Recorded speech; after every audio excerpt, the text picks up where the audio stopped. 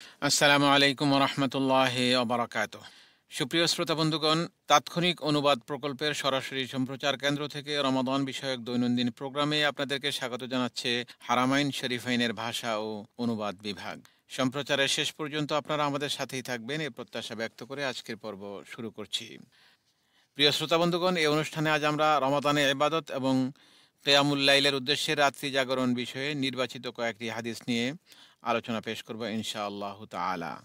আলহামদুলিল্লাহ ওয়াসসালাতু ওয়াসসালামু আলা রাসূলিল্লাহ নবিয়িনা ওয়া হাবিবিনা মুহাম্মদ ওয়া আলা আলিহি ওয়া সাহবিহি ওয়া মান ওয়ালাহ ওয়া বা'দ। ফাকাদ ক্বালা আল্লাহু সুবহানাহু ওয়া তাআলা ফি কালামিহিল মাজিদ, আউযু বিল্লাহি মিনাশ শাইতানির রাজীম, ইয়া আইয়ুহাল মুযাম্মিলু কুমিল লাইলা ইল্লা ক্বালিলা নিসফাহু আও ইনকুস মিনহু ক্বালিলা আও জিদ আলাইহি ওয়ারাত্তিলিল কুরআনা তারতিলা। রাত্রি জাগরণ সালেহীন ও ইবাদত গুজার বান্দাদের নিদর্শন এবং তাদের মহান আদর্শ। রাত্রি জাগরণ ছিল রাসূলুল্লাহ সাল্লাল্লাহু আলাইহি ওয়াসাল্লামের সারা বছরের প্রাত্যহিক ইবাদত। ওজর ব্যতীত তিনি কখনো রাত্রি জাগরণ পরিত্যাগ করেননি। রমাদানে তিনি কি পরিমাণ রাত্রি জাগরণ করেছেন তা বলাই বাহুল্য। রাসূলুল্লাহ সাল্লাল্লাহু আলাইহি ওয়াসাল্লামের রাত্রি জাগরণ, তাহাজ্জুদ ও সালাত আদায়ের বৈশিষ্ট্য বর্ণনা করে অনেক হাদিস বর্ণিত হয়েছে। তন্মধ্যে কয়েকটি হাদিস আমরা এ পর্যায়ে উল্লেখ করব ইনশাআল্লাহ। আন সাদ ইবনে হিশাম রাহিমাহুল্লাহ قال قلت يا أم المؤمنين أنبئيني عن خلق رسول الله صلى الله عليه وسلم. قالت ألست تقرأ القرآن؟ قلت بلى.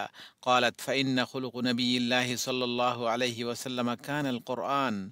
قال فهممت أن أقوم ولا أسأل أحدا عن شيء حتى أموت، ثم بدا لي فقلت أنبئيني عن قيام رسول الله صلى الله عليه وسلم. فقالت ألست تقرأ يا أيها المزمل؟ قلت بلى. قالت فإن الله عز وجل افترض قيام الليل في أول هذه السورة، فقام نبي الله صلى الله عليه وسلم وأصحابه حولا، وأمسك الله خاتمتها 12 شهرا في السماء، حتى أنزل الله في آخر هذه السورة التخفيف، فصار قيام الليل تطوعا بعد فريضة. قال قلت يا أم المؤمنين أنبئيني عن وتر رسول الله صلى الله عليه وسلم. فقالت كنا نعد له سواكه وطهوره، فيبعثه الله ما شاء أن يبعثه من الليل، فيتسوك ويتوضأ ويصلي 9 ركعات لا يجلس فيها إلا في 8، فيذكر الله ويحمده ويدعوه، ثم ينهض ولا يسلم، ثم يقوم فيصلي 9، ثم يقعد فيذكر الله ويحمده ويدعوه، ثم يسلم تسليما يسمعنا، ثم يصلي 2 بعدما يسلم وهو قاعد، فتلك 11 ركعة يا بني. فلما أسن نبي الله صلى الله عليه وسلم وأخذ اللحم أوتر ب7 وصنع في الركعتين مثل صنيعه الأول، فتلك 9 يا بني. وكان نبي الله صلى الله عليه وسلم إذا صلى صلاة أحب أن يداوم عليها، وكان إذا غلبه نوم أو وجع عن قيام الليل صلى من النهار 12 ركعة. ولا أعلم نبي الله صلى الله عليه وسلم قرأ القرآن كله في ليلة، ولا صلى ليلة إلى الصبح، ولا صام شهرا كاملا غير رمضان. সাদ ইবনে হিশাম রাহিমাহুল্লাহ থেকে বর্ণিত, তিনি বলেন, আমি আয়েশা সিদ্দিকা রাদিয়াল্লাহু তাআলা আনহাকে বললাম, হে উম্মুল মুমিনিন, রাসূলুল্লাহ সাল্লাল্লাহু আলাইহি ওয়াসাল্লামের আখলাক সম্পর্কে আমাকে কিছু অবহিত করুন। একথা শুনে তিনি আমাকে বললেন, তুমি কি কোরআন পড়ো না? আমি বললাম, হ্যাঁ পড়ি। তিনি বললেন, আল্লাহ নবী সাল্লাল্লাহু আলাইহি ওয়াসাল্লামের আখলাক ছিল কোরআন, অর্থাৎ কোরআনই ছিল রাসূল সাল্লাল্লাহু আলাইহি ওয়াসাল্লামের আখলাক, তিনি ছিলেন জীবন্ত কোরআন। সাদ ইবনে হিশাম রাহিমাহুল্লাহ বলেন, আমি তখন মনে মনে সিদ্ধান্ত নিলাম উঠে চলে আসি এবং মৃত্যু পর্যন্ত এ ব্যাপারে আর কাউকে কিছু জিজ্ঞেস না করি। কিন্তু আমার মনে আবার একটি নতুন ধারণা জাগলো, তাই আমি বললাম, আমাকে রাসূলুল্লাহ সাল্লাল্লাহু আলাইহি ওয়াসাল্লামের রাতের ইবাদত তথা কিয়ামুল লাইল সম্পর্কে কিছু অবহিত করুন। তিনি এবার আমাকে জিজ্ঞেস করলেন, তুমি কি সূরা ইয়া আইয়ুহাল মুযাম্মিল পড়ো না? আমি বললাম, হ্যাঁ পড়ি। তিনি বললেন, মহান ও পরাক্রমশালী আল্লাহ সুবহানাহু ওয়া তাআলা এ সূরার প্রথম ভাগে কিয়ামুল লাইল তথা রাতের ইবাদত বন্দেগী ফরজ করে দিয়েছিলেন। তাই 1 বছর পর্যন্ত নবী সাল্লাল্লাহু আলাইহি ওয়াসাল্লাম ও তার সাহাবীগণ বাধ্যতামূলকভাবে ফরজ হিসাবে রাতের বেলা ইবাদত করেছেন। আল্লাহ তাআলা 12 মাস পর্যন্ত এ সূরার শেষাংশ অবতীর্ণ করেননি। অবশেষে 12 মাস পরে এ সূরার শেষে আল্লাহ তাআলা রাতের ইবাদতের হুকুম শিথিল করে আয়াত অবতীর্ণ করেন। আর এ কারণে রাত জেগে ইবাদত যেখানে ফরজ ছিল সেখানে তা নফল বা ঐচ্ছিক হয়ে গেল। সাদ ইবনে হিশাম রাহিমাহুল্লাহ বলেন, আমি বললাম, হে উম্মুল মুমিনিন, রাসূলুল্লাহ সাল্লাল্লাহু আলাইহি ওয়াসাল্লামের বিতর সালাত সম্পর্কে আমাকে কিছু অবহিত করুন। তিনি বললেন, আমরা তার জন্য মিসওয়াক এবং অজুর পানি প্রস্তুত করে রাখতাম। অতঃপর রাতের বেলা মহান আল্লাহ সুবহানাহু ওয়া তাআলা যখন চাইতেন তখন তাকে জাগিয়ে দিতেন। তিনি উঠে মিসওয়াক করতেন, অজু করতেন এবং 9 রাকাত সালাত আদায় করতেন। এতে 8ম রাকাত ছাড়া তিনি বসতেন না। এই বৈঠকে তিনি আল্লাহ তাআলাকে স্মরণ করতেন, তাঁর প্রশংসা করতেন এবং তার কাছে দোয়া করতেন, প্রার্থনা মুনাজাত করতেন। অতঃপর এমনভাবে সালাম ফেরাতেন যে আমরা তা শুনতে পেতাম। সালাম ফেরানোর পর বসেই তিনি আরও 2 রাকাত সালাত আদায় করতেন। এরপর আয়েশা রাদিয়াল্লাহু তাআলা আনহা বলেন, হে বৎস, এই 11 রাকাত সালাত তিনি রাতে আদায় করতেন। পরবর্তীতে নবী সাল্লাল্লাহু আলাইহি ওয়াসাল্লামের বয়স বেড়ে গিয়েছিল এবং শরীরও কিছুটা ভারী হয়ে গিয়েছিল। তখন তিনি 7 রাকাত বিতির আদায় করতেন। এক্ষেত্রেও তিনি শেষের 2 রাকাত পূর্বের মতো করেই আদায় করতেন। হে বৎস, এভাবে তিনি 9 রাকাত সালাত আদায় করতেন। আর নবী সাল্লাল্লাহু আলাইহি ওয়াসাল্লাম কোনো সালাত আদায় করলে তা সর্বদা নিয়মিত আদায় করা পছন্দ করতেন। যখন ঘুমের প্রাবল্য বা ব্যথা বেদনার কারণে তিনি রাতে নফল সালাত আদায় করতে অক্ষম হতেন, নফল সালাত আদায় করতে পারতেন না, তখন দিনের বেলা 12 রাকাত সালাত আদায় করতেন। অর্থাৎ রাতের সেই সালাতের পরিবর্তে তিনি দিনের বেলা 12 রাকাত সালাত আদায় করতেন। আর নবী সাল্লাল্লাহু আলাইহি ওয়াসাল্লাম এক রাতে পুরো কোরআন মজিদ তিলাওয়াত করেছেন বা সকাল পর্যন্ত সারা রাত সালাত আদায় করেছেন কিংবা রমাদান মাস ছাড়া সম্পূর্ণ মাস সিয়াম পালন করেছেন, এমনটি আমি কখনো দেখিনি। عن عاصم بن حميد رحمه الله قال: سألت عائشة رضي الله تعالى عنها بأي شيء كان يفتتح رسول الله صلى الله عليه وسلم قيام الليل، فقالت: لقد سألتني عن شيء ما سألني عنه أحد قبلك، كان إذا قام كبر 10 وحمد الله 10 وسبح 10 وهلل 10 واستغفر 10 وقال: اللهم اغفر لي واهدني وارزقني وعافني ويتعوذ من ضيق المقام يوم القيامة। আসিম ইবনে হুমাইদ রাহিমাহুল্লাহ সূত্রে বর্ণিত, তিনি বলেন, রাসূলুল্লাহ সাল্লাল্লাহু আলাইহি ওয়াসাল্লাম রাতের সালাত কিসের দ্বারা আরম্ভ করতেন সে সম্পর্কে আমি আয়েশা রাদিয়াল্লাহু তাআলা আনহাকে জিজ্ঞেস করলে তিনি বলেন, তুমি আমাকে এমন একটি প্রশ্ন করেছো যা ইতোপূর্বে কেউ আমাকে করেনি। অতঃপর তিনি বলেন, রাসূল সাল্লাল্লাহু আলাইহি ওয়াসাল্লাম সালাতে দাঁড়িয়ে প্রথমে 10 বার আল্লাহু আকবার, 10 বার আলহামদুলিল্লাহ, 10 বার সুবহানাল্লাহ, 10 বার লা ইলাহা ইল্লাল্লাহ এবং 10 বার আস্তাগফিরুল্লাহ বলতেন। তারপর এই দোয়া তিনি পাঠ করতেন, আল্লাহুম্মা গফিরলি ওয়াহদিনি ওয়ারজুকনি ওয়াআফিনি। এছাড়া তিনি কিয়ামতের দিনের সংকীর্ণ স্থান হতে আল্লাহ তাআলার কাছে আশ্রয় প্রার্থনা করতেন।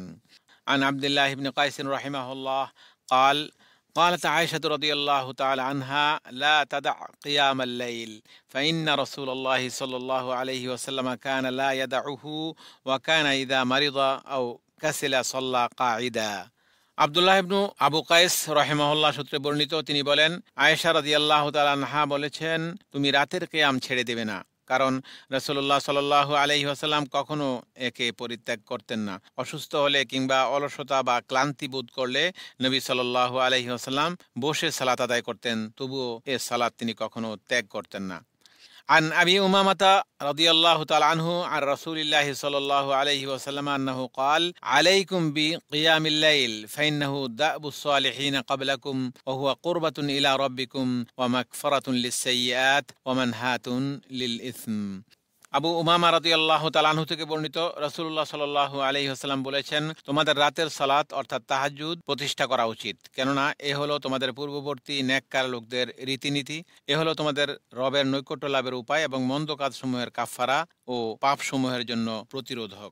নফল সালাতের অন্যতম হলো সালাতুল লাইল তথা রাতের সালাত বা তাহাজ্জুদের নামাজ। রাসূলুল্লাহ সাল্লাল্লাহু আলাইহি ওয়াসাল্লাম বলেছেন, আফদালুস সালাতে বাদাল ফরিয়দাহ সালাতুল লাইল। ফরজ সালাতের পর অধিক ফজিলতপূর্ণ সালাত হলো রাতের সালাত। রাসূলুল্লাহ সাল্লাল্লাহু আলাইহি ওয়াসাল্লাম অন্যত্র বলেন, ইয়া আইয়ুহান নাস আফশুস সালাম ওয়া আতইমুত তুআম ওয়াসিলুল আরহাম ওয়াসাল্লু ওয়ান নাসু নিয়াম তাদখুলুল জান্নাতা বিসালাম। হে লোক সকল, সালামের প্রসার ঘটাও, গরিব দুঃখীদের খাদ্য দান করো, আত্মীয়তার বন্ধন অটুট রাখো, রাতে যখন মানুষ ঘুমিয়ে থাকে তখন সালাত আদায় করো, তাহলে নিরাপদে জান্নাতে প্রবেশ করবে। সালাতুল লাইল তথা রাত্রির সালাতের একটি অংশ হলো সালাতুল ভিতর। এই সালাতুল ভিতর কেবলমাত্র এক রাকাতও পড়া যায়। রাসূলুল্লাহ সাল্লাল্লাহু আলাইহি ওয়াসাল্লাম বলেন, মান আহাব্বা আন ইউতিরা বিওয়াহিদাতিন ফালিয়াফআল, যে ভিতর সালাত এক রাকাত আদায় করতে চায় সে যেন এক রাকাত আদায় করে। ভিতর সালাত 3 রাকাতও পড়া যায়। রাসূলুল্লাহ সাল্লাল্লাহু আলাইহি ওয়াসাল্লাম বলেন, ওমান আহাব্বা আন ইউতিরা বিসালাতিন ফালিয়াফআল, যে 3 রাকাত ভিতর পড়তে চায় সে যেন তা করে, অর্থাৎ সে যেন 3 রাকাত ভিতর সালাত আদায় করে। আর এটাই হলো সর্বোত্তম ভিতর সালাতের সর্বোত্তম পদ্ধতি, 3 রাকাত আদায় করা। তহাবী রাহিমাহুল্লাহ বর্ণনা করেছেন, আন্না উমর ইবনুল খাত্তাব রাদিয়াল্লাহু আনহু আওতারা বিসালাত রাকাআতিন লাম ইউসাল্লিম ইল্লা ফি আখিরিহিন। ওমর রাদিয়াল্লাহু তাআলা আনহু 3 রাকাত ভিতর পড়েছেন এবং সর্বশেষে সালাম ফিরিয়েছেন। অবশ্য কেউ যদি 2 রাকাত পড়ে সালাম ফিরিয়ে তৃতীয় রাকাত পড়তে চায় তবে তাও পারবে, কেননা বুখারী রাহিমাহুল্লাহ নাফি' রাহিমাহুল্লাহ থেকে বর্ণনা করেন, আন্না আব্দুল্লাহ ইবনে উমর রাদিয়াল্লাহু আনহুমা কানা ইউসাল্লিমু বাইনার রাকআতি ওয়ার রাকআতাইনি ফিল উইতর। আব্দুল্লাহ ইবনে উমর রাদিয়াল্লাহু আনহুমা 3 রাকাত ভিতর সালাতের 2 রাকাত আদায়ের পর সালাম ফিরিয়েছেন। তেমনি 5 রাকাত ভিতর সালাতও আদায় করা যাবে, তবে এসব রাকাত একত্রে আদায় করবে, সর্বশেষ বৈঠকেই শুধু বসতে হবে এবং সালাম ফিরানো যাবে। কারণ রাসূলুল্লাহ সাল্লাল্লাহু আলাইহি ওয়াসাল্লাম বলেন, ফামান আহাব্বা আন ইউতিরা বিখামসিন ফালিয়াফআল, যে ভিতর 5 রাকাত আদায় করতে চায় সেজন্য 5 রাকাত আদায় করে। অনুরূপভাবে আয়েশা রাদিয়াল্লাহু তাআলা আনহা থেকে বর্ণিত, তিনি বলেন, কানা রাসূলুল্লাহ সাল্লাল্লাহু আলাইহি ওয়াসাল্লাম ইউসাল্লি মিনাল লাইলি 13 রাকাতান ইউতিরু মিন যালিকা বিখামসিন লা ইয়াজলিসু ফি শাইইন ইল্লা ফি আখিরিহা। রাসূলুল্লাহ সাল্লাল্লাহু আলাইহি ওয়াসাল্লাম রাতে 13 রাকাত সালাত আদায় করতেন, তন্মধ্যে হতে 5 রাকাত ভিতর আদায় করতেন, যার শেষেই শুধু তিনি বৈঠক করতেন। তেমনি 5 রাকাতের ন্যায় একত্রে 7 রাকাত ভিতরও আদায় করা যাবে। যেমন উম্মে সালামা রাদিয়াল্লাহু তাআলা আনহা বলেন, কানা রাসূলুল্লাহ সাল্লাল্লাহু আলাইহি ওয়াসাল্লাম ইউতিরু বিসাবইন ওয়া বিখামসিন লা ইয়াফসিলু বাইনাহুন্না বিসালামিন ওয়ালা বিকালাম। রাসূলুল্লাহ সাল্লাল্লাহু আলাইহি ওয়াসাল্লাম কখনো 7 রাকাত আবার কখনো 5 রাকাত ভিতর সালাত আদায় করতেন, তাতে সালাম কিংবা কালাম বা কথাবার্তার দ্বারা বিরতি দিতেন না।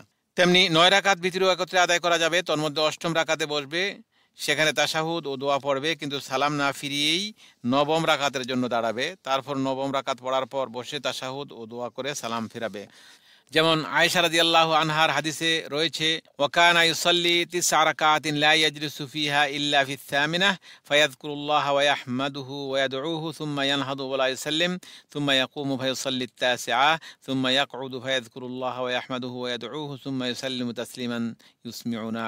তিনি 9 রাকাত সালাত আদায় করতেন, 8ম রাকাতে বসতেন এবং আল্লাহর জিকির, প্রশংসা ও দোয়া করতেন, অতঃপর উঠতেন এবং সালাম না ফিরিয়েই দাঁড়িয়ে যেতেন। এরপর 9ম রাকাত আদায় করতেন, এরপর বসতেন এবং আল্লাহর জিকির, প্রশংসা ও দোয়া পড়ে আমাদের শুনিয়ে তিনি সালাম ফেরাতেন। অনুরূপভাবে 11 রাকাত সালাতও আদায় করা যাবে। এমত অবস্থায় ইচ্ছে করলে প্রতি 2 রাকাতে সালাম ফেরানো যাবে, আর সবশেষে 1 রাকাতের মাধ্যমে ভিতর আদায় করা যাবে। যেমন আয়েশা রাদিয়াল্লাহু তাআলা আনহা থেকে বর্ণিত হাদিসে রয়েছে, তিনি বলেন, কানান নবী সাল্লাল্লাহু আলাইহি ওয়াসাল্লাম ইউসাল্লি মা বাইনা আন ইয়াফরুগা মিন সালাতিল ইশা ইলাল ফজর 11 রাকাহ ইউসাল্লিমু ফি কুল্লি ইসনাতাইনি ওয়া ইউতিরু বিওয়াহিদাহ।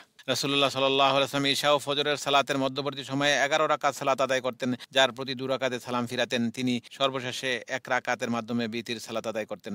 ইচ্ছে করলে প্রথমে 4 রাকাত, তারপর 4 রাকাত আদায় করতেন এবং শেষে 3 রাকাত সালাত আদায় করে সালাম ফিরাতেন। যেমন আয়েশা রাদিয়াল্লাহু তাআলা আনহা থেকে বর্ণিত, তিনি বলেন, কানান নবী সাল্লাল্লাহু আলাইহি ওয়াসাল্লাম ইউসাল্লি 4 রাকাতিন ফালা তাসআলু আন হুসনিহিন্না ওয়া তুলিহিন সুম্মা ইউসাল্লি 4 ফালা তাসআলু আন হুসনিহিন্না ওয়া তুলিহিন সুম্মা ইউসাল্লি 3। রাসূলুল্লাহ সাল্লাল্লাহু আলাইহি ওয়াসাল্লাম 4 রাকাত সালাত আদায় করতেন, তা কত সুন্দর ও দীর্ঘ ছিল সে সম্পর্কে জিজ্ঞাসা করো না। তারপর পুনরায় 4 রাকাত সালাত আদায় করতেন, তা কত সুন্দর ও দীর্ঘ ছিল সে সম্পর্কে জিজ্ঞাসা করো না। অতঃপর তিনি 3 রাকাত সালাত আদায় করতেন। তবে রমাদানে সালাতুল লাইলের স্বতন্ত্র কিছু বৈশিষ্ট্য ও মর্যাদা রয়েছে।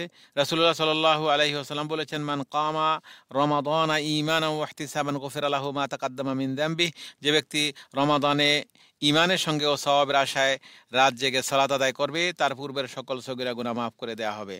বুখারী ও মুসলিমে রয়েছে, আন আয়েশাতা উম্মুল মুমিনিন রাদিয়াল্লাহু আনহা আন্না রাসূলুল্লাহ সাল্লাল্লাহু আলাইহি ওয়াসাল্লাম সাল্লা যাতা লাইলাতিন ফিল মসজিদ ফাসাল্লা বিসসালাতিহি নাস সুম্মা সাল্লা ফিল কাবিলাহ ফাকাসুরান নাস সুম্মা ইজতামাউ ফিল লাইলাতিস সালিসা আও الرابعة فلم يخرج إليهم رسول الله صلى الله عليه وسلم فلما أصبح قال قد رأيت الذي صنعتم ولم يمنعني من الخروج إليكم إلا أني خشيت أن تفرض عليكم وذلك في رمضان।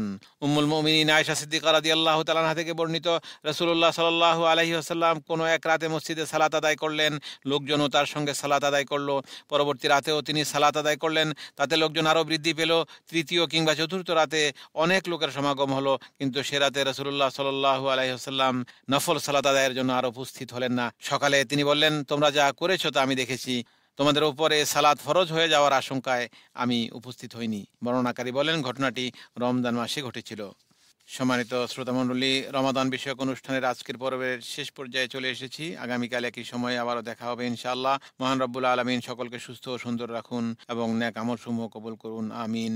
ভাষা ও অনুবাদ বিভাগের রমাদান বিষয়ক অনুষ্ঠানটি মসজিদে হারাম থেকে সরাসরি সম্প্রচারিত হলো। আল্লাহ হাফেজ। আসসালামু আলাইকুম ওয়া রাহমাতুল্লাহি ওয়া বারাকাতুহু।